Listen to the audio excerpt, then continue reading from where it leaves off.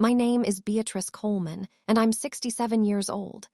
I've lived in my beautiful 4-bedroom house for 38 years, raised 2 sons here, buried my husband from here, and built a life filled with memories in every room. This house is my pride and joy, my sanctuary, my legacy. But nothing, and I mean nothing, prepared me for the day I came home from the grocery store and found my daughter-in-law standing in my living room with a furniture catalog, measuring my walls and saying to someone on the phone, "Yes, once the old lady is out of the way, we can finally renovate this whole first floor. Open concept, modern kitchen, the works." I stood frozen in my doorway, grocery bags still in my hands, listening to this woman, who'd been married to my son for exactly 4 months, planning the renovation of MY house like she already owned it. She hadn't seen me yet. She was too busy walking around my living room, pointing at MY walls, discussing paint colors, and knocking down the wall between MY kitchen and MY dining room. "The house is worth at least $600,000, she said into the phone. "Once we get it, we'll invest maybe $100,000 in renovations, and it'll be worth close to $1 million. Easy profit when we sell it." My blood ran cold. My daughter-in-law wasn't just planning to take my house. She was planning to renovate it and sell it for profit. And from the way she was talking, she'd already convinced my son this was happening. But here's what she didn't know. Here's what neither she nor my son had any idea about as they plotted to take my home. I'd heard this exact conversation before, 3 weeks ago, and I'd been planning my response ever since. But before I tell you what I did next, I need you to do something for me right now. Hit that subscribe button. Click it right now. Then smash that like button, because this story is about to show you what happens when someone tries to con a grandmother who's lived through more schemes than they've had birthdays. Turn on those notifications, that bell icon, so you never miss stories like this. Stories about family betrayal, about greed, about what happens when people underestimate the elderly. And drop a comment right now. Tell me where you're watching from. What city? What state? What country? I need to know who's here with me today. Because what happened to me is happening to elderly people everywhere. Family members plotting to take their homes, their security, their legacy. And I need you to witness this story so you can protect yourself and the people you love. Now, let me take you back. Let me tell you how I ended up standing in my own doorway, listening to my daughter-in-law plan to steal my house. To understand that moment, you need to understand my relationship with my son Trevor and his wife Simone. Trevor is my youngest son, 39 years old. I have 2 sons. My oldest, Marcus, is 42, married with 3 kids, living 2 states away with a good career in engineering. And then there's Trevor. Trevor has always been different from his brother. Not in a bad way necessarily, just less focused, less driven, more impulsive. Marcus went to college, got his degree, built a career, bought a house. Trevor dropped out of college, bounced between jobs, lived in apartments he could barely afford, and made questionable decisions with money. But I loved him just the same. He was my baby boy, charming, sweet, always making me laugh. After my husband Robert died 5 years ago, Trevor started coming around more often. "I want to make sure you're okay, Ma," he'd say. "Living alone in this big house, it's a lot for you." "I'm fine, baby. I like my independence." "But what if you fall? What if you get sick? Who's going to help you?" "I have friends. I have Marcus. I have my church family. I'm not helpless." But Trevor kept insisting I needed help, kept suggesting he move in temporarily to help me with the house. I always said no. I liked living alone. I liked my routines. I liked my space. Then, 2 years ago, Trevor met Simone. She was 32, beautiful, well-dressed, worked in real estate, she said. Trevor was smitten immediately. They dated for 6 months, then got engaged. "Ma, I want you to meet Simone properly," Trevor said. "Can she come for dinner?" Of course. Simone came to dinner, and I'll never forget that first meeting. She walked into my house and her eyes went everywhere, taking in the crown molding, the hardwood floors, the updated kitchen I'd renovated 5 years ago, the spacious rooms. "This house is beautiful, Mrs. Coleman," she said, but it wasn't a compliment. It was an assessment. "Thank you. My husband and I bought it 38 years ago, raised our boys here. It must be worth quite a bit now. This neighborhood has really appreciated." "I've never thought about it. It's my home, not an investment." "Still, you should know what you're sitting on. Properties like this in this area are going for $500,000, $600,000, maybe more. Like I said, it's not for sale." She smiled, but again it wasn't a friendly smile. It was calculating. Over dinner, she asked a lot of questions. "Do you have a will, Mrs. Coleman?" "That's personal, don't you think?" "I just mean, it's important to have your affairs in order. Make sure your sons know what your wishes are."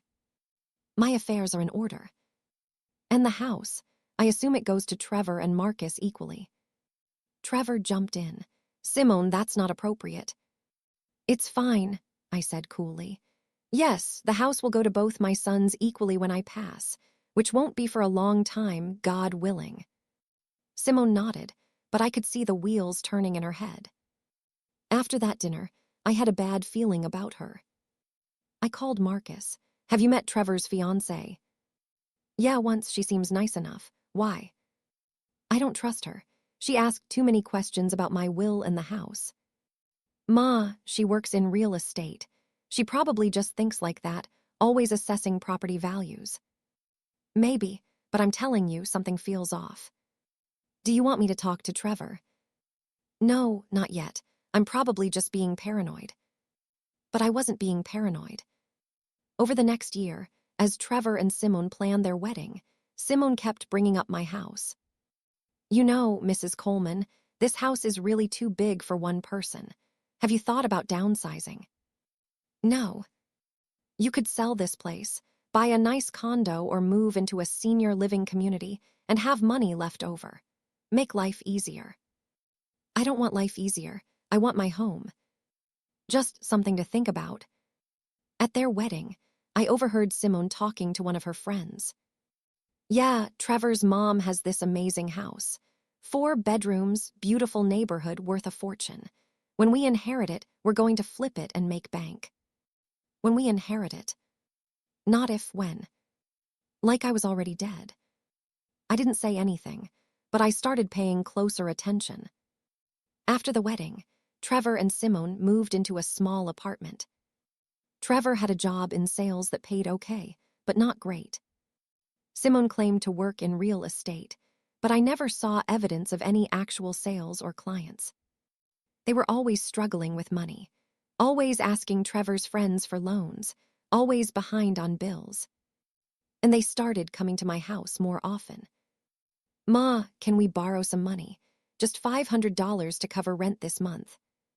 I'd give it to them, because Trevor was my son and I didn't want him to struggle. But the requests kept coming. $500 for rent, $300 for car repairs, $200 for groceries. After 6 months, I'd given them over $5,000. And I never saw a penny back. Then the suggestions started. "Ma, you know, instead of us paying rent on our apartment, we could just move in with you. Help with the mortgage, help maintain the house." "There is no mortgage. The house is paid off." "Even better, we could just help with utilities and upkeep, and you'd have company." "I don't need company. I like living alone." "But Ma, you're getting older. What if something happens?" "Trevor, I'm 67, not 97. I'm perfectly capable of living independently." "I'm just saying, think about it." I did think about it, and my answer was still no. But Trevor and Simone kept pushing. Simone started showing up at my house unannounced. I was in the neighborhood and thought I'd drop by. She'd walk through the house like she was inspecting it, opening closets, looking in rooms, measuring things with her eyes. "You know, if you knocked down this wall between the kitchen and dining room, you'd have such a nice open concept space." I like my walls where they are. Just a thought. 3 months ago, Trevor came to me with a new proposal. "Ma, Simone and I are thinking about starting a family, but we can't afford to buy a house right now. Could we move in with you? just temporarily, until we save up enough for a down payment. How temporarily? I don't know, a year, 2 years. Trevor, I love you, but I don't want roommates. I've earned the right to live in my house alone. But Ma. No, Trevor, I'm sorry, but no. He looked hurt. I can't believe you'd rather live alone than help your own son. This isn't about helping you. This is about me maintaining my independence and my space. If you need money for a down payment, I can contribute something. But you're not moving into my house. He left angry. That night, I heard him on the phone with Simone. I'd called him back to give him some money for groceries, and he didn't know I was standing outside his apartment door. She said no. I know, she's being stubborn. Don't worry, we'll figure something out. She can't live forever. Those last words chilled me to the bone. She can't live forever. Like they were just waiting for me to die so they could take my house. I went home that night and called my lawyer. Richard, I need to update my will. Immediately. What's wrong, Beatrice? I think my son and his wife are after my house. I need to make sure they can't get it, not the way they're hopping. Tell me what you want to do. I spent the next week working with Richard on a new estate plan. My house would still go to both my sons, but with conditions. Marcus would get his half outright. But Trevor's half would be held in a trust that he couldn't access until he was 50 years old, 11 years from now. And there was a clause.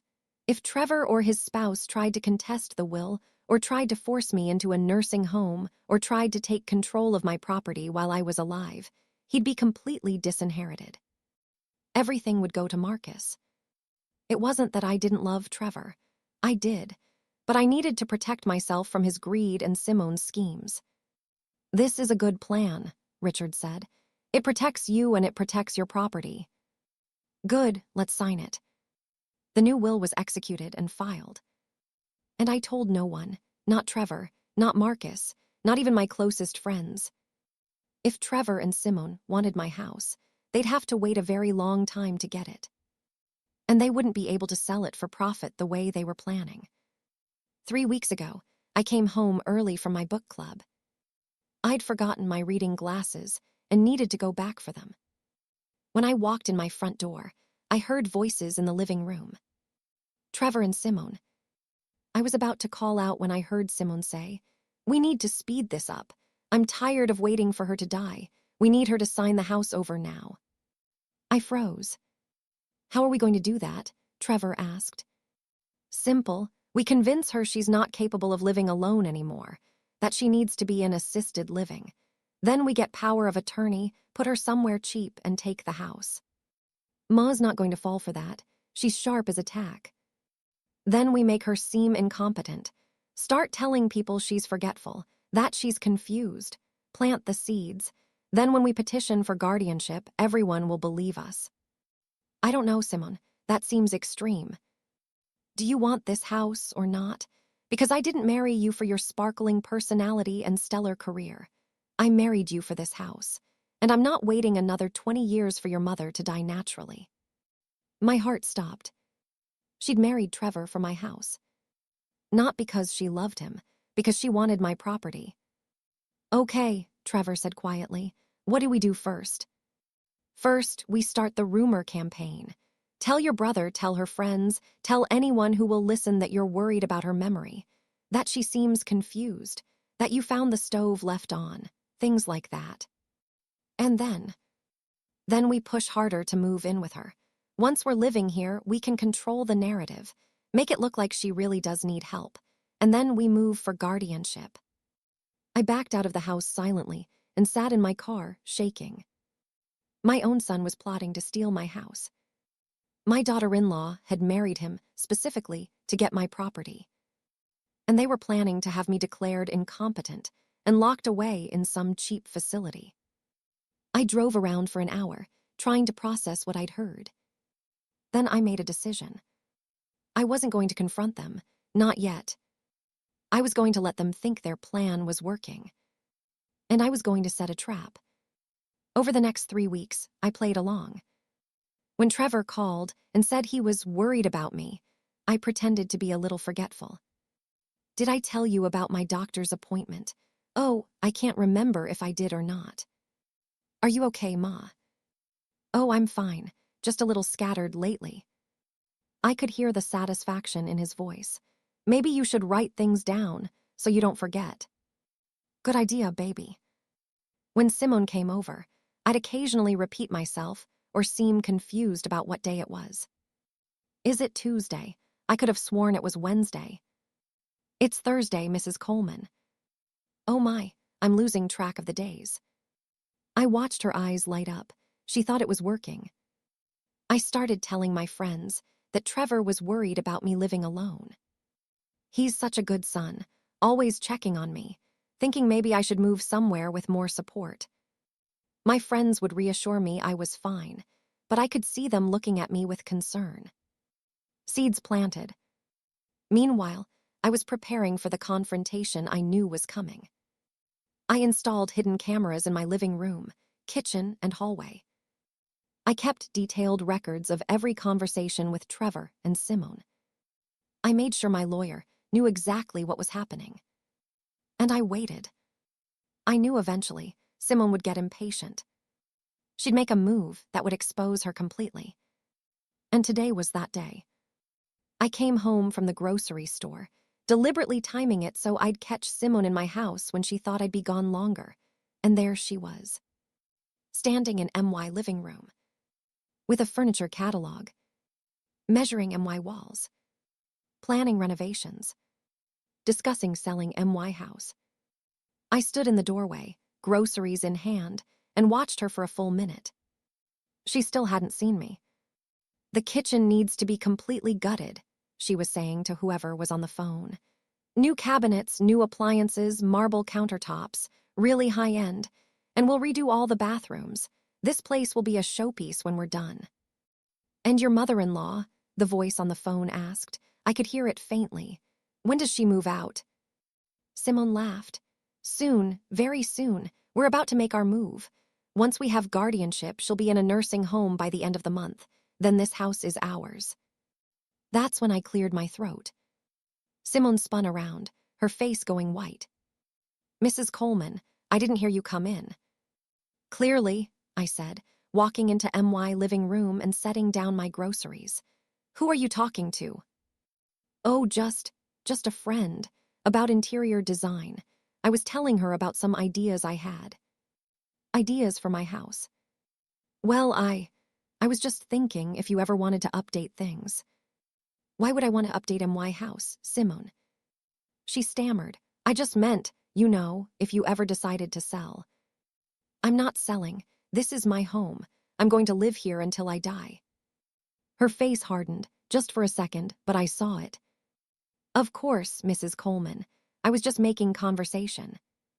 With measurements and catalogs. I'm in real estate. I can't help myself. I see potential everywhere. The potential to steal my house, you mean? Her eyes went wide. What? No, I would never. Save it, Simone.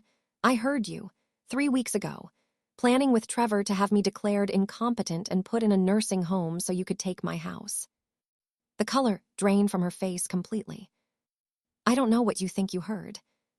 I know exactly what I heard, and I've been documenting everything since then. Every conversation, every visit, every time you've come into my house uninvited. I pulled out my phone and showed her a photo.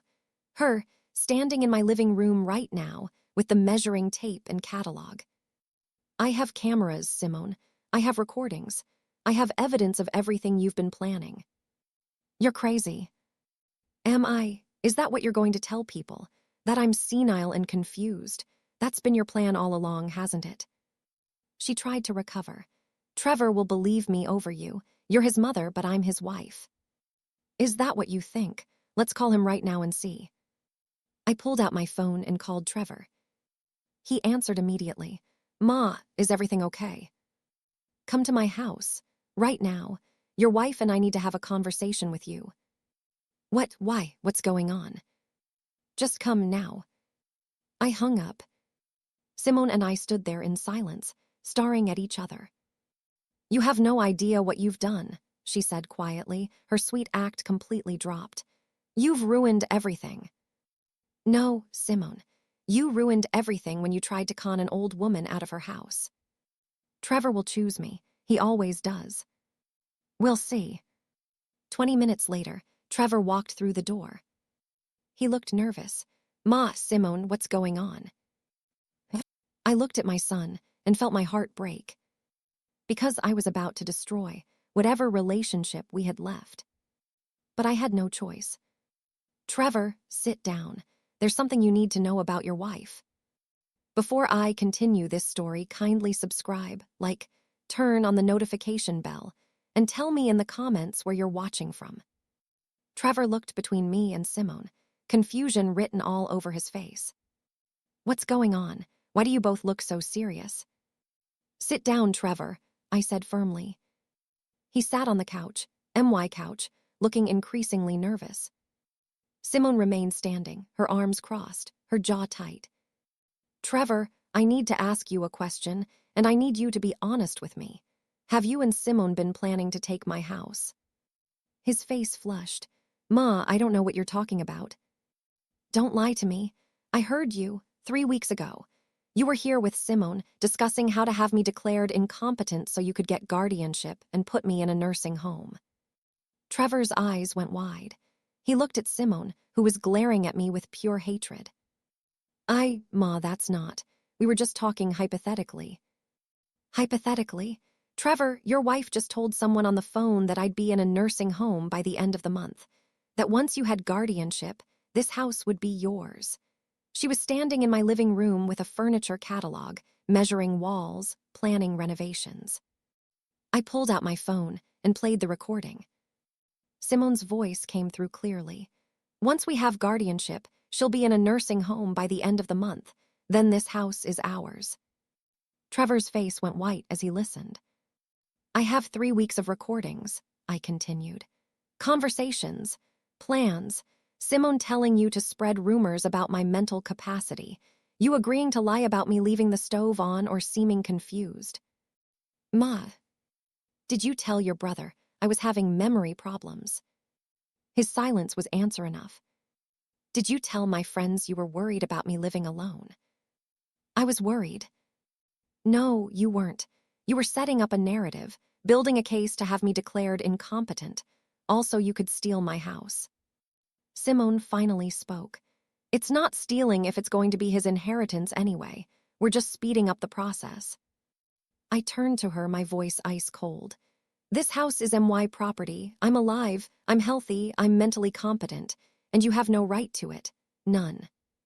Trevor has every right to expect his inheritance. Inheritance comes after death, Simone.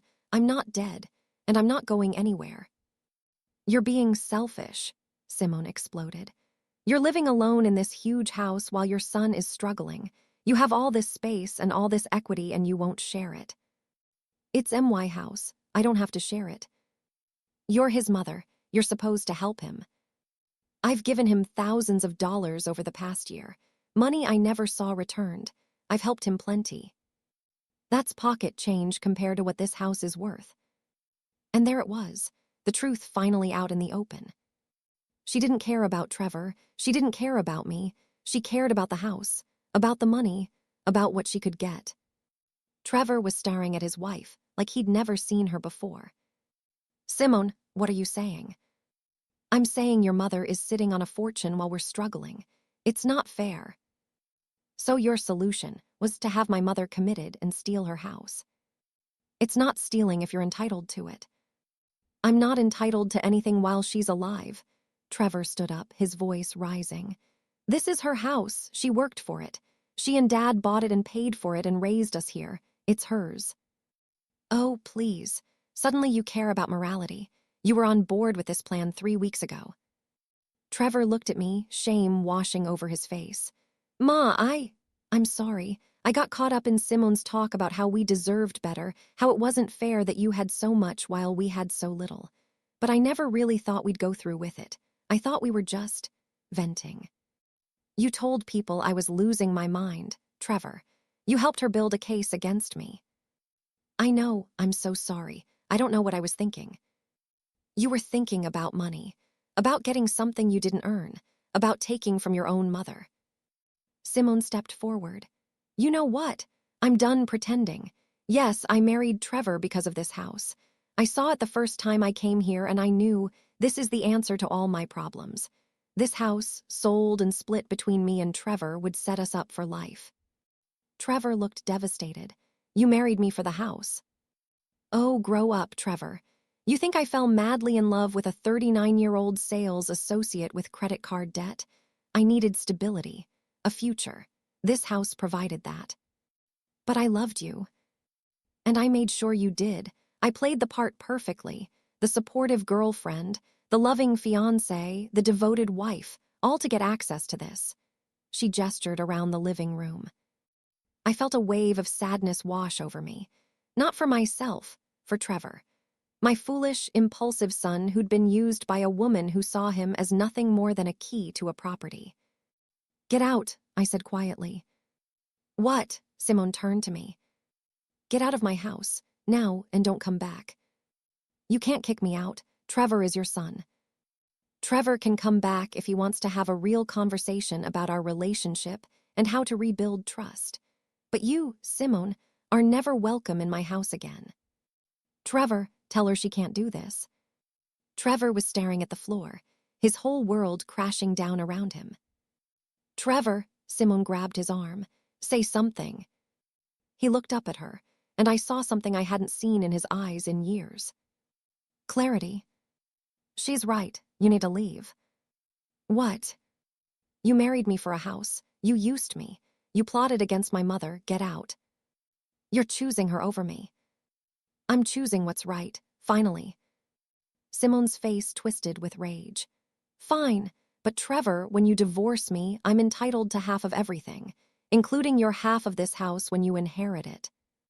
Actually, I said calmly, you're not. What are you talking about? My will was updated 3 weeks ago, the same day I overheard your plan. Trevor's inheritance is now held in a trust he can't access until he's 50. And there's a clause. If he divorces within 5 years of my death, his ex-spouse gets nothing from the estate. Simone's mouth fell open. You can't do that. I can, and I did. I also included a clause stating that if anyone tries to have me declared incompetent or forces me into a care facility against my will, they're completely disinherited. Everything goes to Marcus. You spiteful old. Careful, Simone. I'm recording this conversation too. Keep threatening me and I'll add harassment to the evidence file I'm building. She looked like she wanted to hit me, but she just grabbed her purse and stormed toward the door. Trevor, are you coming? Trevor looked at me, then at her, then back at me. No, I'm staying to talk to my mother about how badly I screwed up. Then I'm filing for divorce tomorrow. Good, save me the trouble. She slammed the door, so hard one of my picture frames fell off the wall. Trevor and I sat in silence for a long moment. Then he put his head in his hands and started crying. I'm so sorry, Ma. I'm so sorry. I wanted to hug him, to comfort him, but I couldn't, not yet. Trevor, how did it get this far? How did you let that woman convince you to betray your own mother? I don't know. She made it sound so reasonable. Like we were just planning for the future. Like we deserved it because I'm your son. And I was so tired of struggling financially, of always being behind on bills, of watching my friends buy houses while I couldn't even afford a decent apartment. So you decided to take mine. I didn't think of it like that. Simone kept saying it would be ours eventually anyway, that we were just making it happen sooner, that you'd be happier in a nice facility where you had people around all the time. Trevor, I don't want to be in a facility. I want to be in my home, the home I've lived in for 38 years, the home where I raised you and your brother, the home where your father and I built our life together. This isn't just a piece of property to sell for profit. It's my life. I know that now. I'm so sorry. Sorry isn't enough, Trevor. You were going to have me locked away. You were going to take everything I've worked for. You were going to let that woman destroy me. I wouldn't have gone through with it. I swear. When it came down to actually doing it, I couldn't have. But you didn't stop her. You didn't tell me what she was planning. You played along, Trevor. You lied to your brother and my friends. You helped build a case against me." He was sobbing now. "I know I'm a terrible person. I'm a terrible son. You made terrible choices, but you're not irredeemable. The question is, what are you going to do now?" He looked up at me. "What do you mean?" "I mean, are you going to learn from this? Are you going to become a better man? Or are you going to blame everyone else and keep making the same mistakes?" "I want to be better. I want to fix this." "Then start by being honest. With yourself, with me. Why did you really want this house, Trevor?" He wiped his eyes. "Because I'm almost 40 and I have nothing to show for it. Marcus has a house, a career, a family, and I have debt and failed jobs and a marriage that was a lie. I felt like a failure, and this house represented success, security, something to finally be proud of. But it's not yours to have, not yet, and maybe not for a long time." "I know. So what are you going to do? Keep waiting for me to die so you can inherit, or build your own life?" He was quiet for a long moment. "I need to build my own life. I can see that now. I've been so focused on what I don't have that I haven't worked for what I want." "That's a start." "Ma, can I ask you something?" "What?" "Why did you change your will? Why put my inheritance in a trust?" "Because I love you enough to protect you from yourself. If you got a large sum of money right now, what would you do with it?" I don't know, pay off debt." "And then?" I'd probably spend it on things I can't really afford, on trying to look successful instead of being successful." "Exactly. The trust ensures that by the time you can access the money, you're mature enough to handle it responsibly. And the divorce clause protects you from gold diggers like Simone." "I can't believe she married me just for the house." "I can. I saw it from the beginning, Trevor. But you were in love and you didn't want to hear it. You tried to warn me, didn't you? You said you had a bad feeling about her." "I did, but you were an adult making your own choices. I couldn't stop you. I could only protect myself." Trevor stood up and walked to the window, looking out at the yard. "What do I do now, Ma? My marriage is over. I still don't have a house. I still don't have financial stability. I'm back where I started, only worse." "No, you're not worse. You're wiser. You've learned a hard lesson about greed and manipulation and consequences. Now you use that wisdom to build a real life." "How?" "You get a better job. You work hard. You save money. You live within your means. You build credit. And in a few years, when you're ready, you buy your own house. One you can actually afford. One you earned." "That sounds hard." "It is hard, but it's honest, and it's real, and it's the only way to build something lasting." He turned back to me. "Will you help me, not with money, but with advice, accountability?" "Yes, on one condition."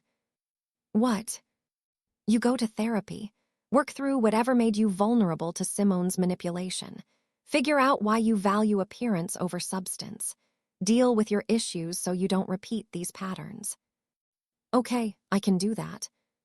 "And Trevor, you need to tell Marcus what you did. Apologize to him for lying about me."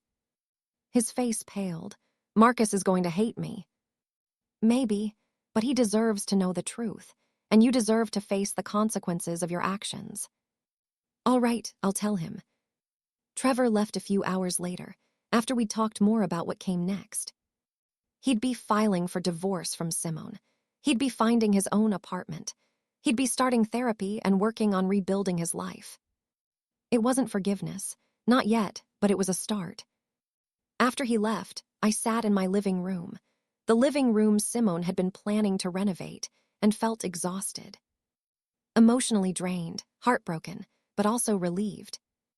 The threat was over, my house was safe, my future was secure. I called Marcus and told him everything. He was furious.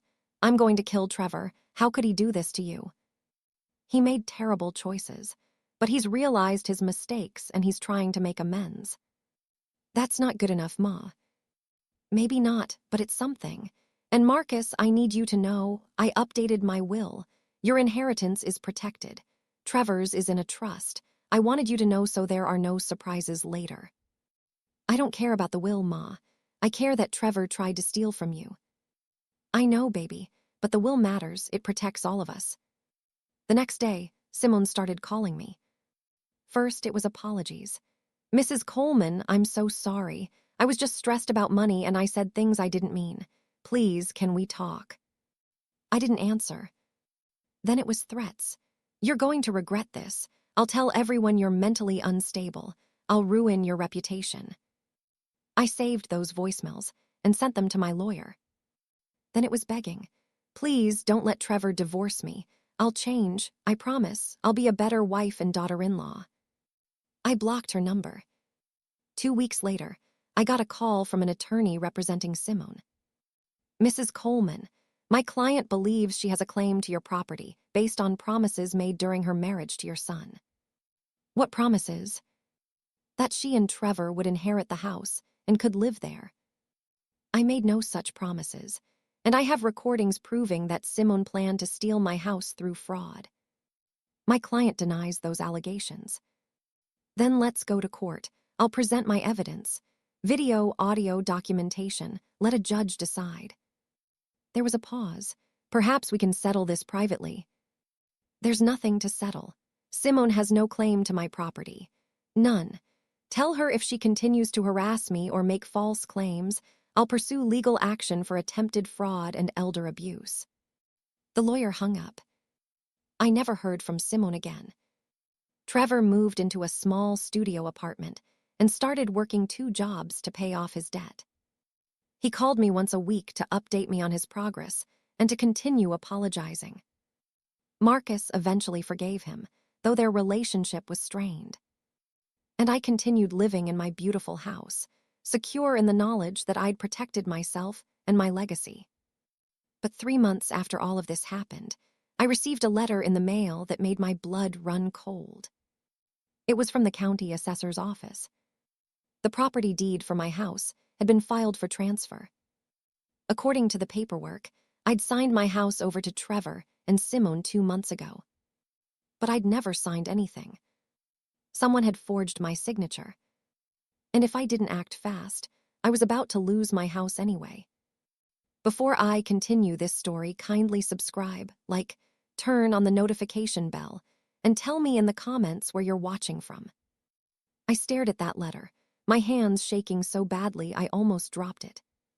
According to the county records, I had signed a quitclaim deed transferring my house to Trevor Coleman and Simone Coleman on a date 2 months ago, during the time when Simone was still coming to my house regularly, before I'd confronted them.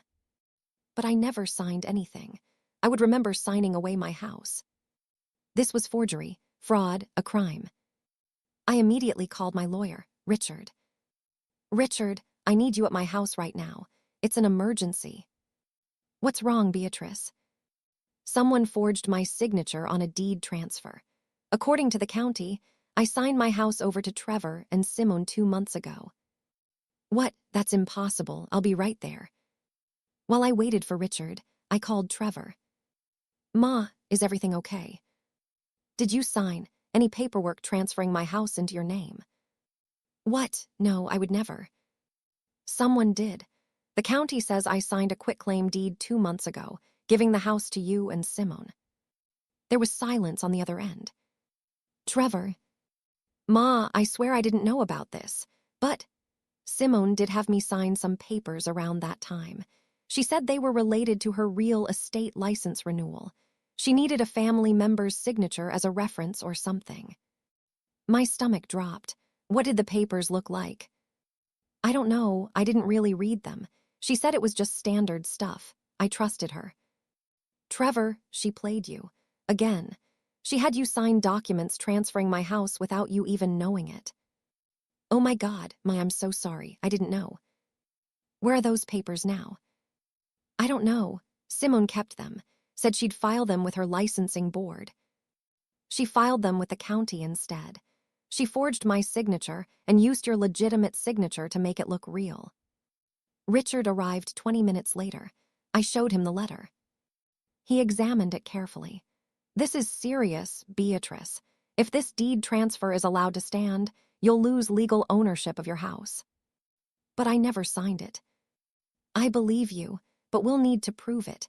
Do you have any documents with your actual signature from around that time, so we can compare? Yes, I have my updated will. Bank documents, medical records, all from the same time frame.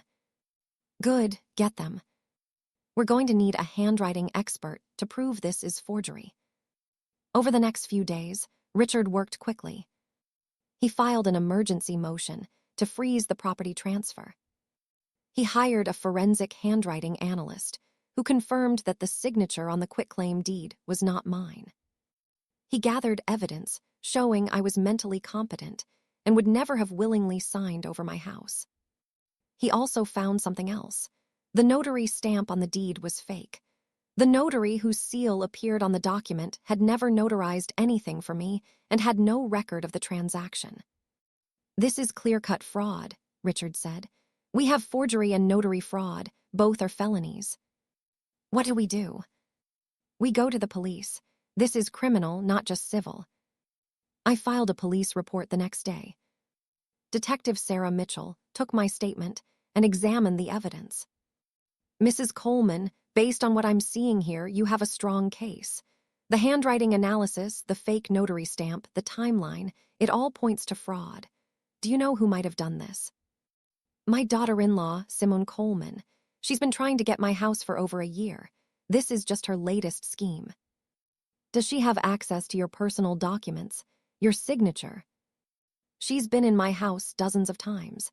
She could have taken photos of my signature from mail, documents, anything. And your son signed the papers. Yes, but he didn't know what he was signing. She told him they were for her real estate license. We'll need to interview both of them. Within a week, Detective Mitchell had built a case. The handwriting analyst confirmed the signature was forged. The notary confirmed they'd never notarized the document and their stamp had been copied. The county records showed the deed had been filed suspiciously quickly, without the usual processing time. And a search of Simone's computer, obtained through a warrant, revealed searches for how to forge a signature, quitclaim deed template, and transferring property without owner knowing. Simone was arrested for forgery, fraud, and attempted grand theft. She was released on bail, but the damage was done. The property transfer was voided. My house was legally mine again. But the case wasn't over yet. Trevor called me, devastated. Ma, the police are saying I might be charged as an accessory. Did you know what you were signing? No, I swear. I thought it was for Simone's job. Then tell them that. Tell them the truth. You were duped just like I was. Will they believe me? If you're honest, yes. Trevor, this is your chance to prove you've changed. Tell the complete truth, even if it makes you look foolish. Admit you were naive. Admit you should have read what you signed. But make it clear you didn't know Simone was committing fraud. Trevor gave a statement to the police, admitting his ignorance and cooperating fully. After investigating, they determined he was a victim of Simone's manipulation, not a willing participant in the fraud. He wouldn't be charged, but his marriage was definitely over. Simone's trial was set for 6 months later. In the meantime, I learned more about who she really was. Detective Mitchell discovered that Simone had done this before. She'd been married twice before Trevor, both times to men with elderly parents who owned property. The first husband's father had, mysteriously, signed over his house to Simone and her husband 6 months before dying of a sudden illness. The second husband's mother had almost been declared incompetent before the husband's siblings intervened and got a restraining order against Simone. She was a predator who targeted men with aging parents and valuable property. Trevor was just her latest mark.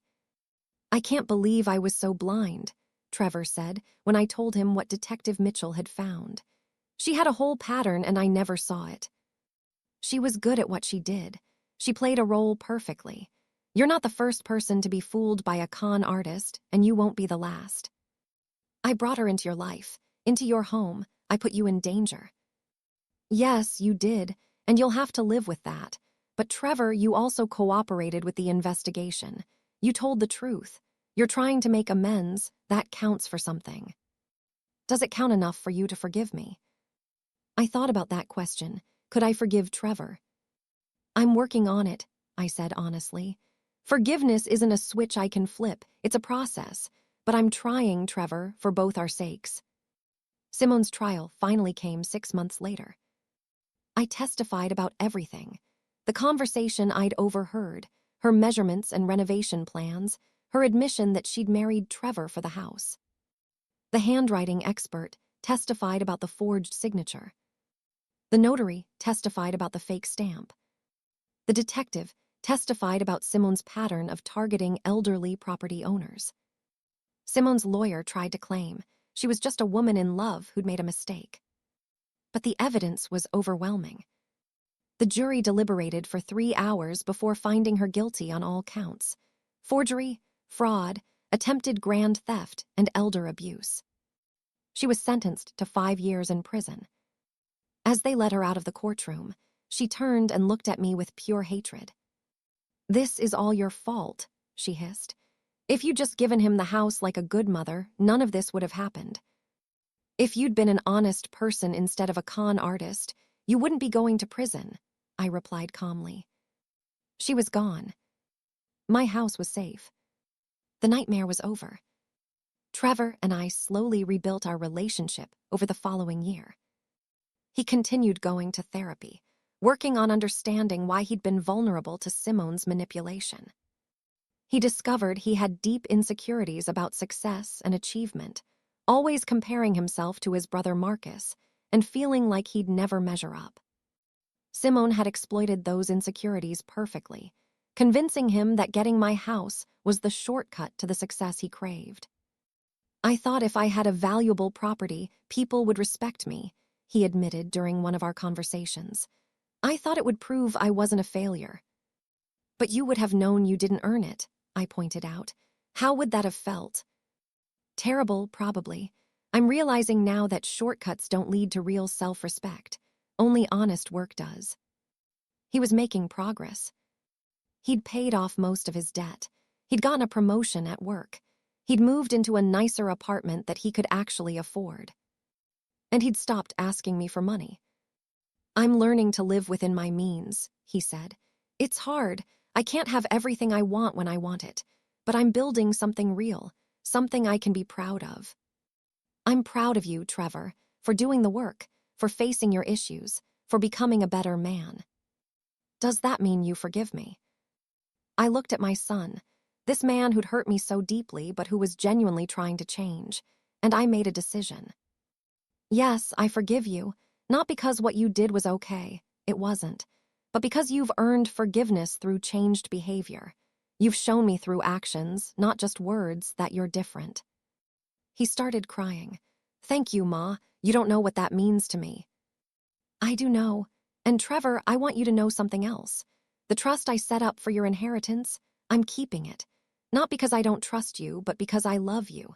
That money will be there for you when you're 50, when you're mature enough to handle it wisely. Consider it my final gift to you, forcing you to build your own success instead of relying on mine." I understand, and honestly, I'm grateful. If I'd gotten a large inheritance at 39, I would have wasted it. I can see that now. Marcus eventually forgave Trevor too, though it took longer. "What he did to you was unforgivable, Ma," Marcus said. "But he's my brother, and he seems to really be changing. So I'm willing to give him another chance, but he's on probation with me for a long time." "That's fair," I said. 2 years after Simone was sent to prison, I was sitting on my front porch, the porch she'd stood on measuring my house, when a car pulled up. A young woman got out, looking nervous. "Mrs. Coleman." "Yes." "My name is Jennifer Peterson. I was Simone's first husband's sister." I stood up. "Please come sit down." She came onto the porch and sat in the chair next to me. "I saw the news about Simone's conviction. I wanted to thank you." "Thank me." "For stopping her, for pressing charges, for making sure she faced justice. My family tried to do the same after she conned my father, but we didn't have enough evidence. She got away with it." "I'm sorry that happened to your family." My father died 6 months after signing his house over to Simone and my brother. We always suspected she poisoned him or something, but we could never prove it. She got the house, sold it for a huge profit, divorced my brother, and moved on to her next victim. My blood ran cold. You think she killed your father? I don't have proof, but yes, I think so. He was healthy one day, then suddenly he was confused, sick, deteriorating rapidly. The doctors couldn't figure out what was wrong. Then he died, and Simone inherited everything. Did you report your suspicions to the police? We tried, but without evidence, they couldn't do anything, and Simone had covered her tracks well. Jennifer, you should talk to Detective Mitchell. Tell her about your father. Maybe with Simone in prison, they can reopen the investigation. Do you think it would do any good? I think your father deserves justice, just like I deserve to keep my house. Talk to the detective. Jennifer did talk to Detective Mitchell.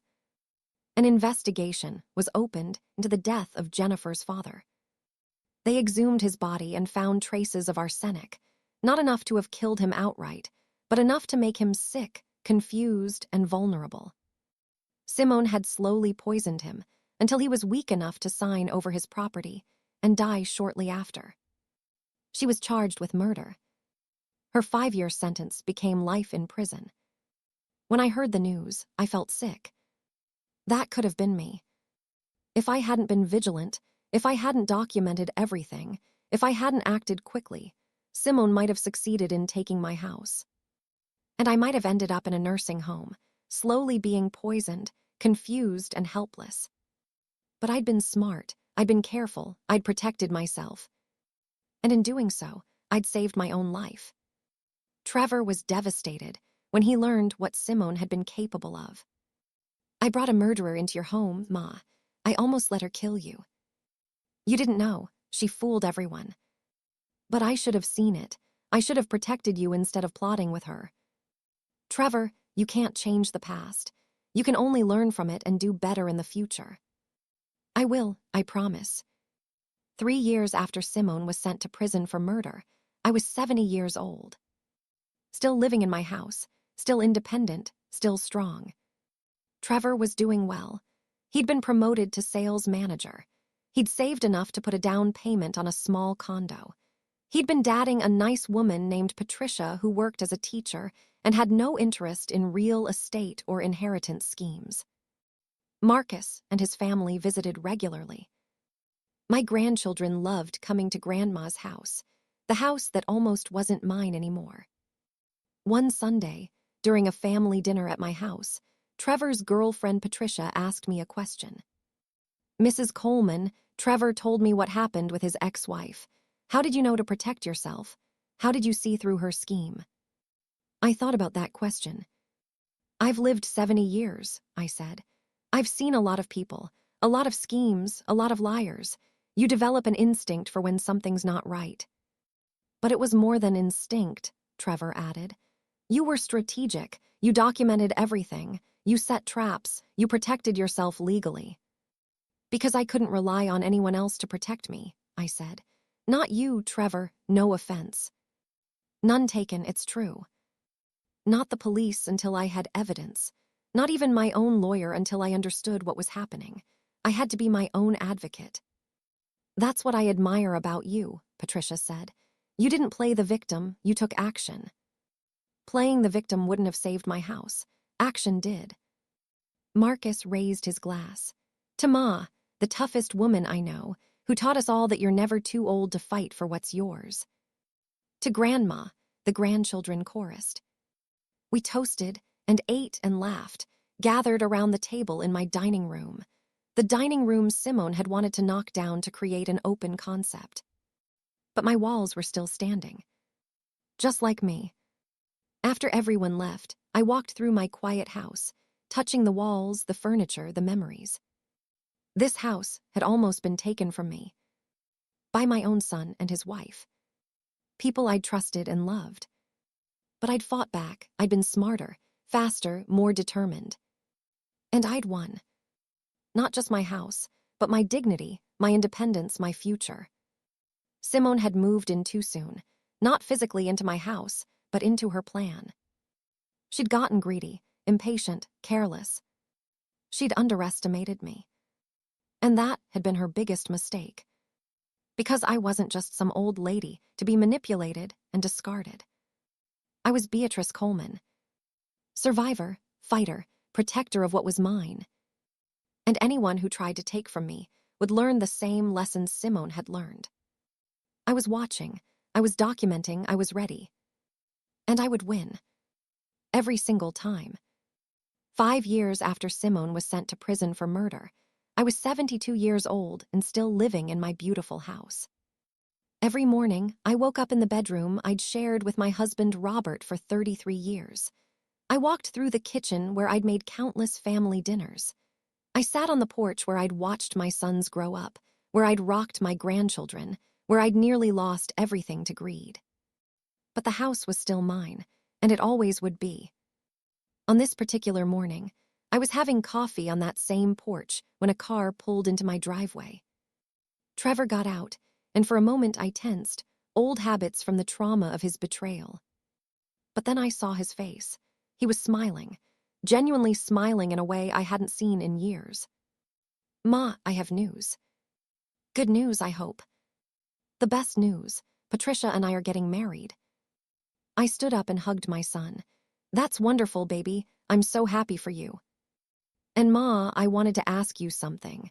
Would you be willing to host the wedding here, in the backyard? Patricia loves this house and she said it would be perfect." I looked at Trevor, really looked at him. This wasn't the desperate, greedy man who'd plotted to steal my home.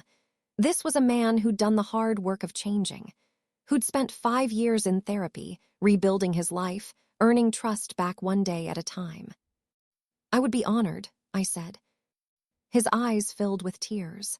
Thank you for forgiving me. Thank you for giving me another chance.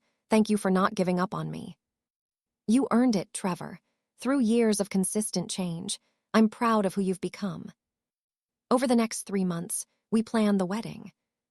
Patricia was nothing like Simone. She was genuine, kind, hardworking.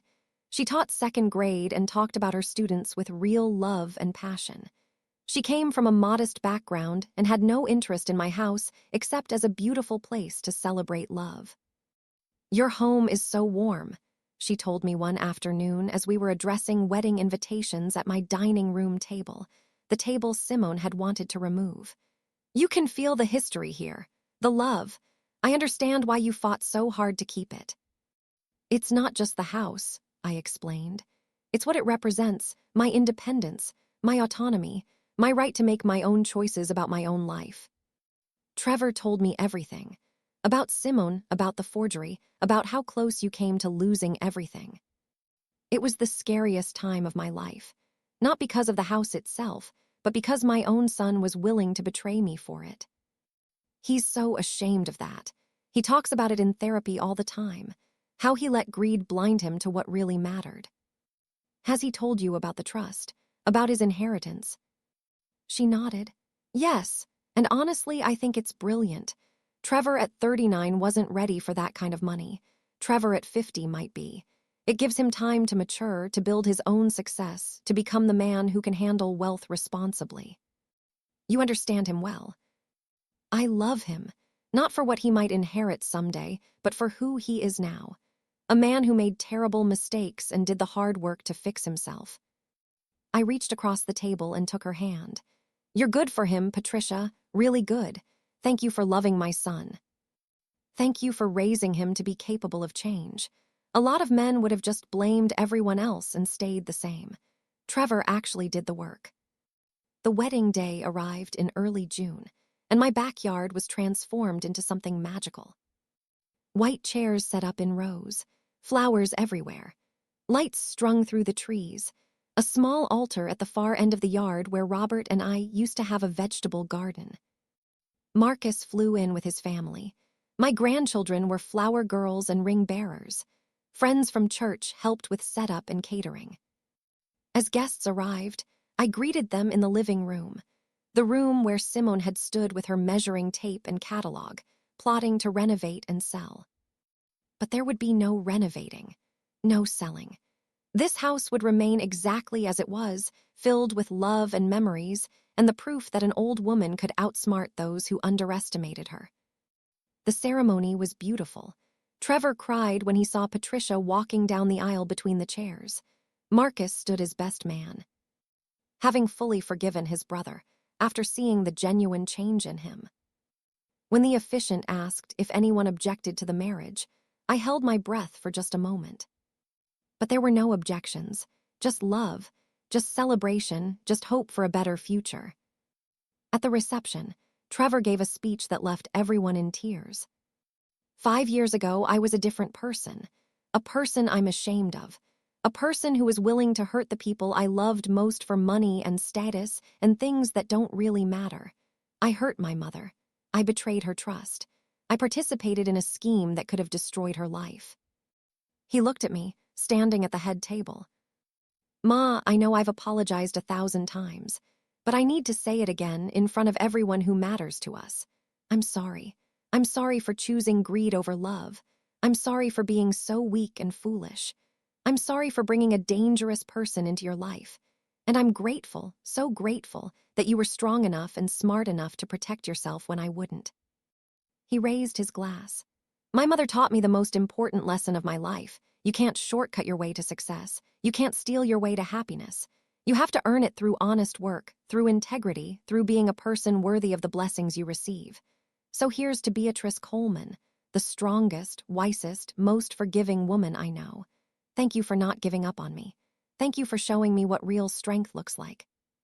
And thank you for letting us celebrate this new beginning in the home you fought so hard to keep. Everyone raised their glasses and toasted.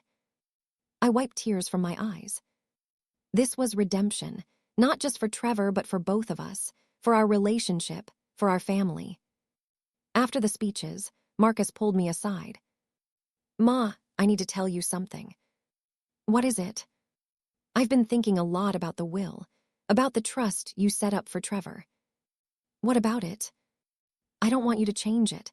I know some people might say it's not fair that my inheritance is outright while his is in a trust, but I understand why you did it, and I support it completely. Thank you, Marcus. That means a lot. Trevor needed protection from himself, and honestly, the trust probably saved his life. If he'd gotten a large sum at 39, he would have wasted it or Simone would have stolen it. This way, he has to build his own success, and he's doing it. I'm really proud of him. So am I. Ma, can I ask you something? Do you ever regret fighting so hard for the house? Do you ever think maybe it would have been easier to just let it go?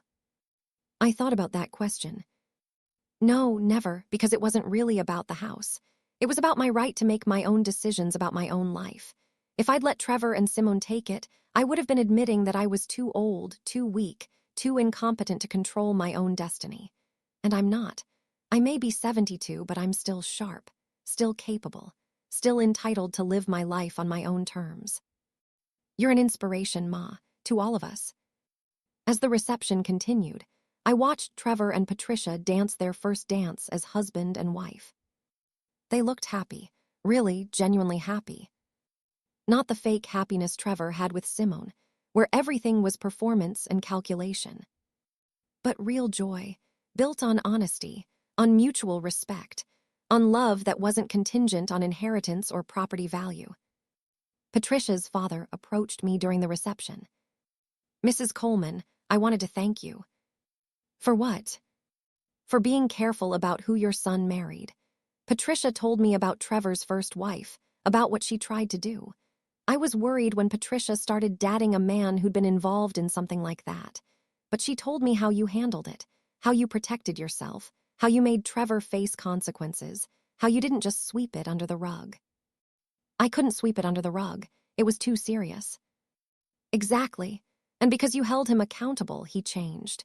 If you'd just forgiven him without requiring real change, he'd still be that same weak, greedy person.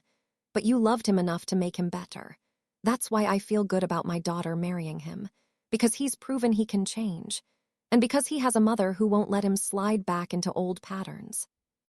I'll always be watching, I said with a smile. Old habits. Good habits, you mean? The party went late into the evening. As the sun set, the string lights in the trees came on, making the backyard look magical. I sat on my porch steps, watching people dance and laugh and celebrate. Trevor came and sat next to me. "Thank you for this, Ma, for letting us have the wedding here, for being part of this new chapter of my life. I wouldn't have missed it. Do you remember when I first asked to move in with you? When I said I wanted to help you with the house because it was too much for you?" "I remember. I was lying. I didn't want to help you. I wanted access to the house. I wanted to establish residency so I'd have a claim to it." Simone had already started planting those ideas in my head. "I know. I could tell you weren't being genuine." "How did you know?" "Because a son who genuinely wants to help his mother asks what she needs. He doesn't tell her what she should do. You were telling me I couldn't handle my house, that I needed to downsize, that I was too old to manage. That wasn't concern. That was manipulation." "You're right, I'm sorry." "Trevor, you've apologized enough. What matters now is that you've changed. That you're building a real life with a good woman. That you're becoming the man your father would have been proud of." His voice broke. "Do you think Dad would forgive me for what I did?" I thought about my late husband, Robert. A good man, an honest man, a man who worked hard and never took shortcuts. "Your father would be disappointed in the choices you made, but he would be proud of the work you've done to become better. He always believed in second chances for people who earned them. And Trevor, you've earned yours." We sat in comfortable silence for a while, watching the celebration. Then Trevor said, "Ma, I need to tell you something. Something I should have told you years ago." "What is it?" "When Dad died, I was angry. Angry at God for taking him. Angry at the world for being unfair. But mostly I was angry at myself." "Why?" "Because the last conversation I had with Dad was an argument. He'd asked me about my plans for the future, about college, about my career, and I told him I didn't need his advice, that I'd figure it out on my own. I was 24 and thought I knew everything." "Trevor, let me finish. Dad died a week later, and I never got to apologize, never got to tell him I was wrong, never got to say I loved him. So I've spent the last 15 years trying to prove I could be successful without his guidance. But I just kept failing. And then Simone came along and offered me a shortcut, your house, and I took it because I was tired of failing." Tears were streaming down his face now. But what I didn't realize was that Dad's advice was the answer all along. Work hard. Be honest. Build something real. Don't take shortcuts. I rejected that advice and look where it got me, almost destroying my relationship with you, almost helping a murderer, almost becoming a criminal myself.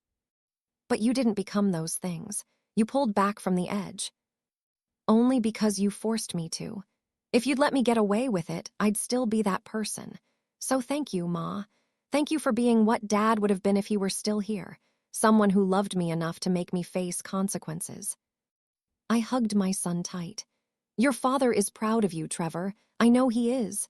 Not because you're perfect, but because you're trying. That's all any parent can ask for. As the wedding wound down and guests started leaving, Patricia came to say goodnight. Mrs. Coleman, thank you again for everything. This was perfect. You're welcome, sweetheart. And Patricia, please call me Beatrice. Or Ma, if you're comfortable with that. You're family now.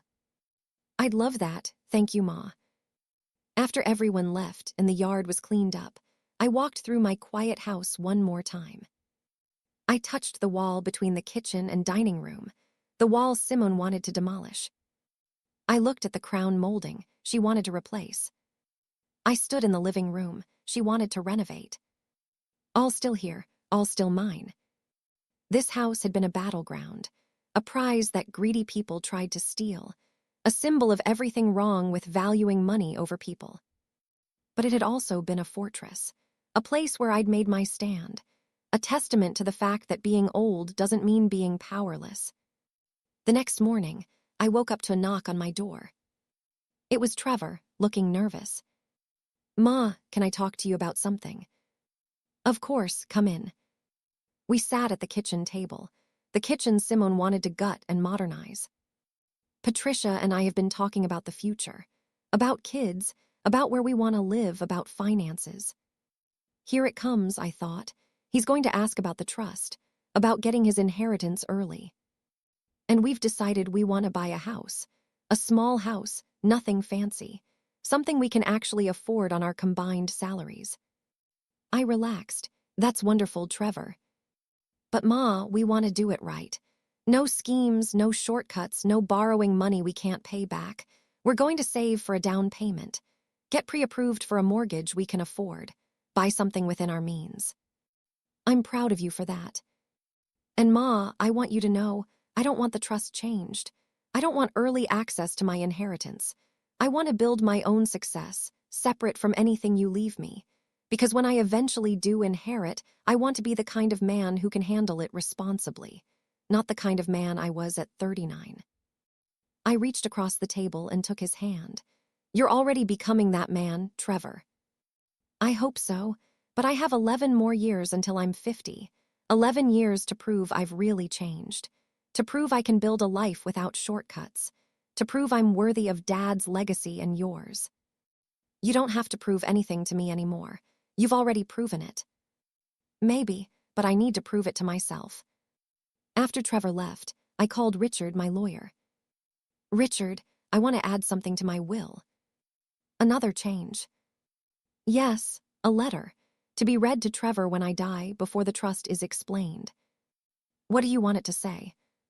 I thought for a moment, then began dictating. Dear Trevor, if you're reading this, I've passed on.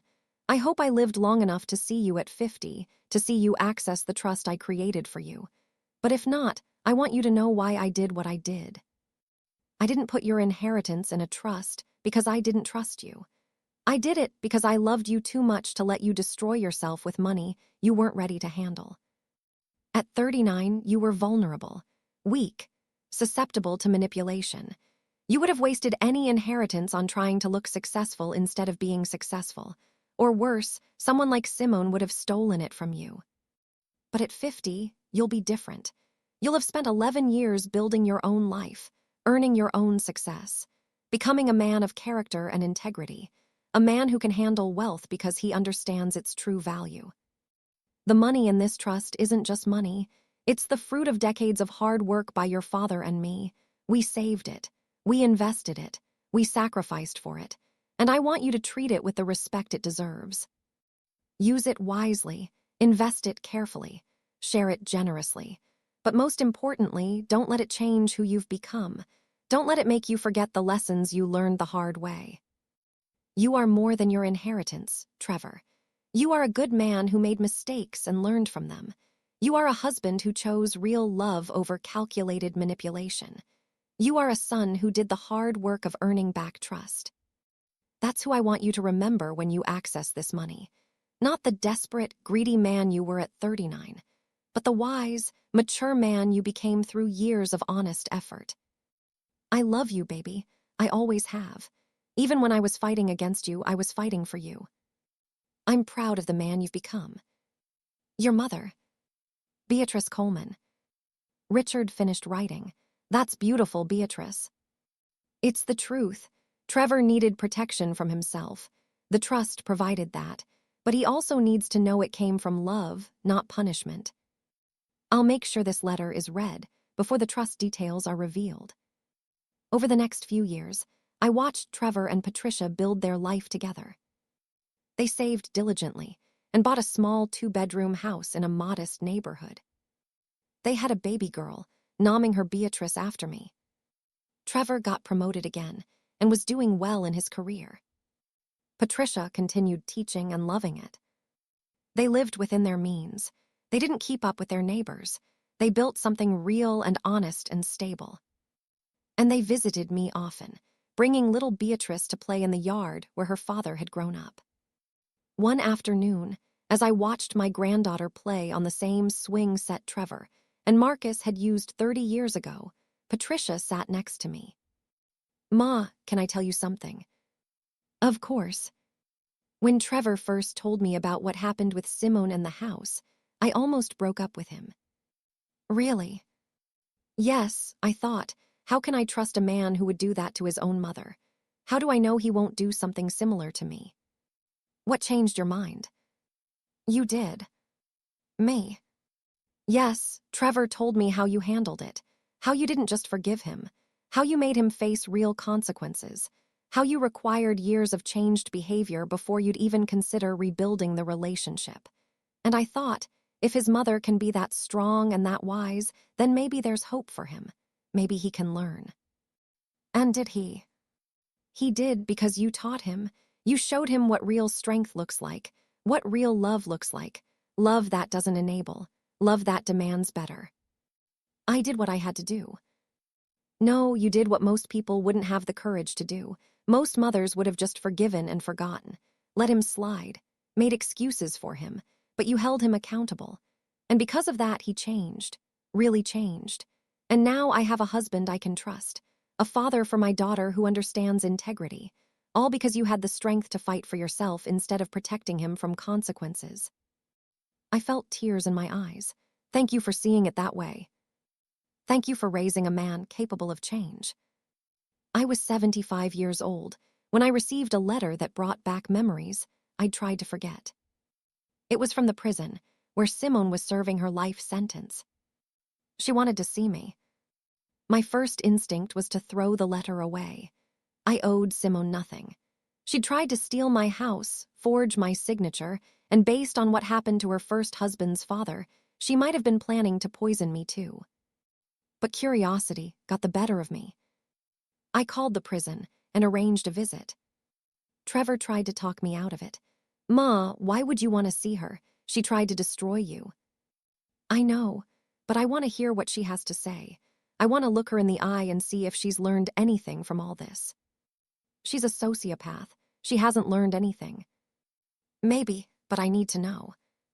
The prison was exactly what I expected. Gray, depressing, filled with the consequences of bad choices.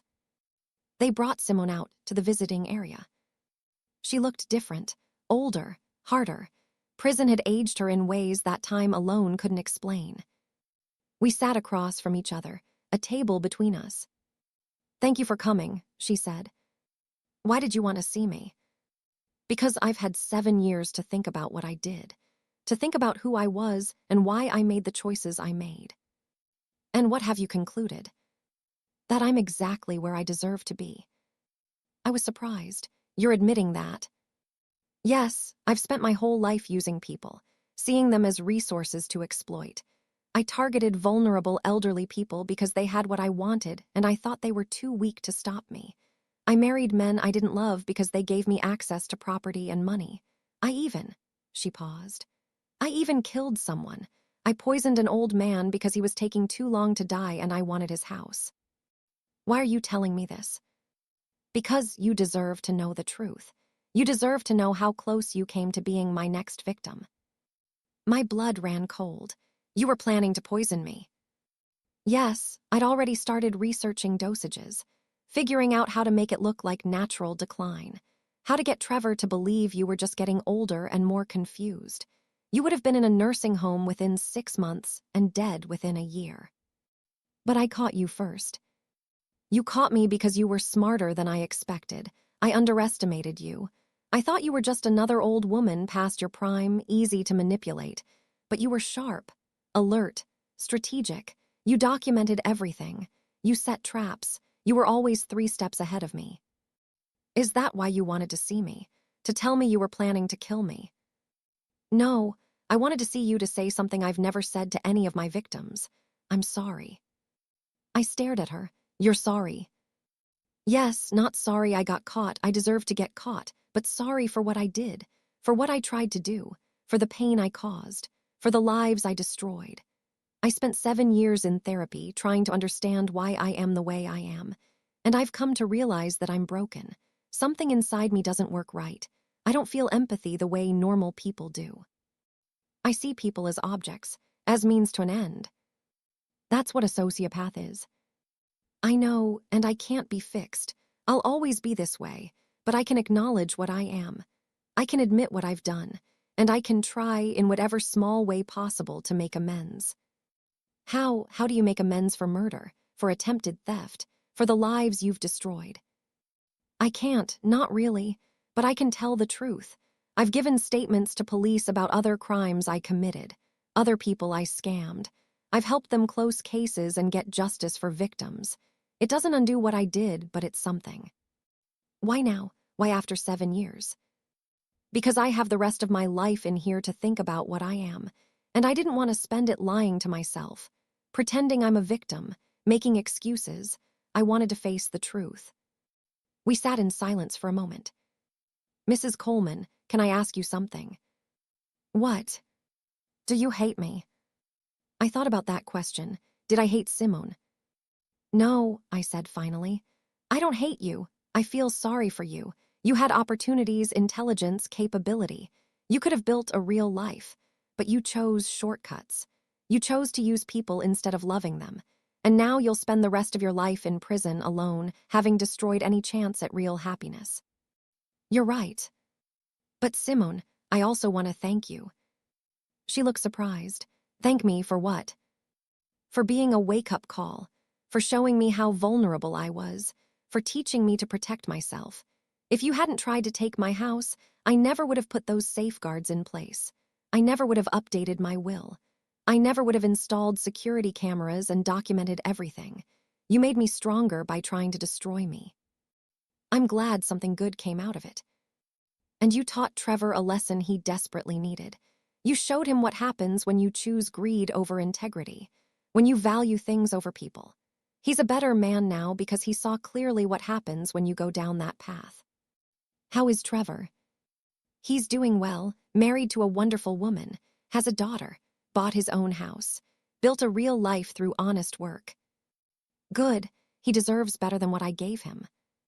Yes, he does. I stood to leave. Mrs. Coleman. Yes.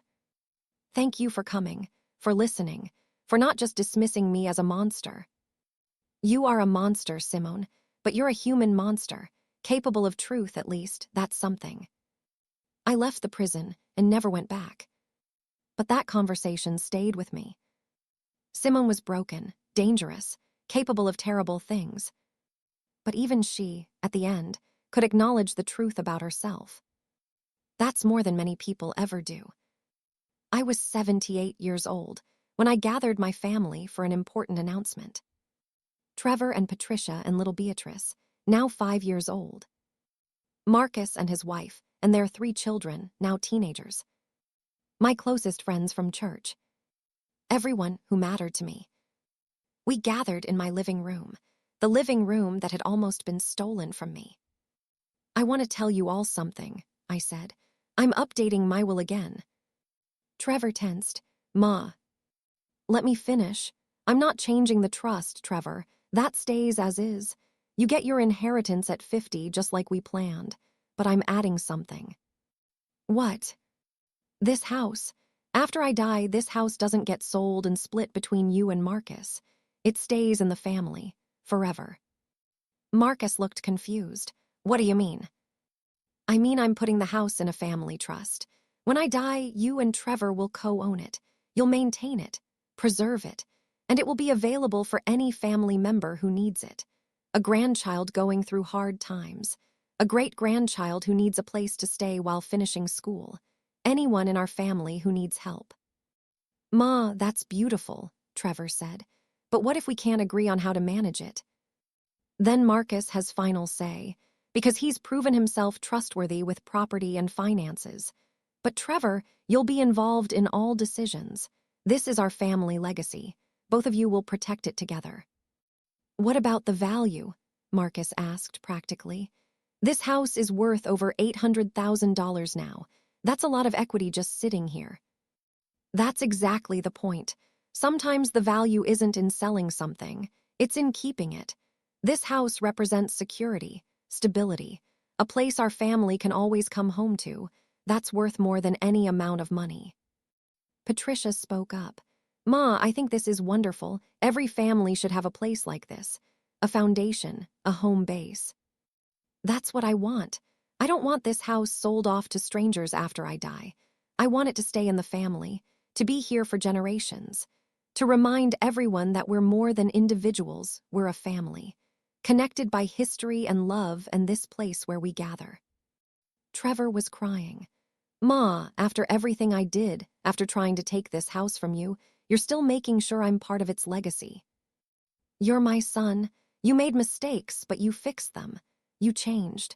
You earned your place back in this family, and I want you to be part of protecting this legacy, to make sure no one ever tries to do to your children or grandchildren what Simone tried to do to me. I promise, Ma, I'll protect this house. I'll protect this family. I'll never let anyone try to exploit us again. I know you will, baby. That's why I trust you with this. After everyone left, I sat alone in my quiet house. 88 years this house had stood, 38 of those years with me in it. It had witnessed births and deaths, celebrations and tragedies, love and betrayal. It had almost been stolen from me by people who saw it as nothing more than a financial asset. But it had survived, and so had I. Because I'd been strong enough to fight, smart enough to plan, courageous enough to stand up to my own son when he was wrong. I walked through each room, touching walls, remembering moments. The living room, where my sons had played as children. The kitchen, where I'd taught them to cook. The dining room, where we'd shared thousands of meals. The bedrooms, where I'd tuck them in at night. The porch, where I'd watch them grow up. This wasn't just a house, it was a repository of life, of love, of family. And now it would continue to be that for generations to come. Not sold for profit, not renovated beyond recognition, not torn down to build something new. Just preserved, protected, loved. The way it deserved to be. The way I'd fought for it to be. I thought about Simone, rotting in prison, having destroyed her life for the sake of houses she wanted to flip for profit. Houses that were never really hers, that she never loved, that were only valuable to her in dollars and cents. She'd had the opportunity to build a real life, to create real relationships, to find real happiness. But she'd chosen shortcuts, schemes, theft. And now she had nothing. I thought about Trevor, who'd almost gone down the same path. But he'd pulled back from the edge. He'd done the hard work of changing, and now he had a real life, a real marriage, a real home he'd bought with his own money. He'd learned what Simone never did, that the things worth having are the things you earn honestly. As I settled into bed that night, in the room I'd shared with Robert for so many years, I felt at peace. I'd lived a good life. I'd raised good sons, even if one of them took a detour before finding his way. I'd protected what was mine. I'd stood up for myself. I'd refused to be a victim. And I'd created a legacy that would outlive me. This house would stand long after I was gone. And every time my children, grandchildren, and great-grandchildren walked through its doors, they'd remember. Remember that Beatrice Coleman fought for this place. Remember that an old woman outsmarted those who tried to steal from her. Remember that strength isn't about age or power. It's about courage and wisdom and refusing to accept injustice. My daughter-in-law had married my son for my house. She'd moved in too soon, not into the house itself, but into her plan. She'd gotten greedy, impatient, careless. And she'd underestimated the woman standing between her and her prize. That had been her fatal mistake. Because I was Beatrice Coleman. And I was never giving up my house. Not to a scheming daughter-in-law. Not to a weak-willed son. Not to anyone. This house was mine. And it always would be. If this story touched you, please subscribe, like, and turn on the notification bell for more emotional stories like this. Tell me in the comments where you're watching from. Somewhere out there, I might be reading.